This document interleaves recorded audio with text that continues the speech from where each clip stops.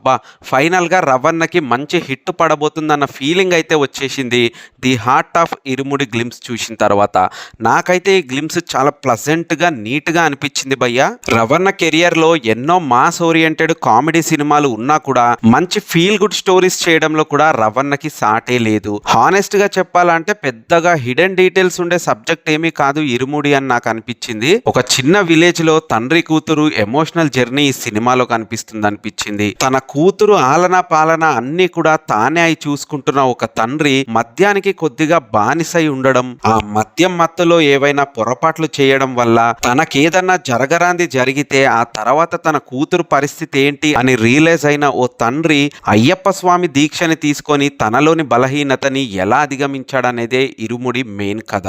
Glimpse లో ఉన్నవి రెండు డైలాగులు. నాన్న అంటూ పాప గట్టిగా అరవడం, మందు మానేయి నాన్న అంటూ తన కూతురు తన తండ్రికి చెప్పడం. మిగతా డీటెయిల్స్ అన్ని కూడా విజువల్ గానే కన్వే చేయడానికి ట్రై చేశారు శివ నిర్వాణ గారు. ఒక్కసారి రవణని ఆ స్వామిమాల గెటప్ లో చూసినప్పుడు అయితే లిటరల్లీ చెప్తున్నా గూస్ బంప్స్ అండ్ ఆ డివోషనల్ వైబ్ అయితే కనిపించింది భయ్య. ఇక ఫైనల్ షాట్ లో రవణ తను మాత్రమే కాకుండా తన కూతురికి కూడా ఇరుముడిని ఎత్తుతున్నాడు. మరి అక్కడి నుంచి జర్నీ ఎలా మారుతుందో, తన కూతురు కూడా స్వామి దీక్ష తీసుకోవడానికి కారణం ఏమై ఉండొచ్చు అన్న క్వశ్చన్ మార్క్ క్యూరియాస్ అయితే జనరేట్ అయింది. ఇరుముడి గ్లిమ్స్ అయితే నాకు చాలా బాగా నచ్చింది. మీకేమనిపించింది అన్న విషయాన్ని కూడా కామెంట్ బాక్స్ లో అయితే కామెంట్ చేయండి.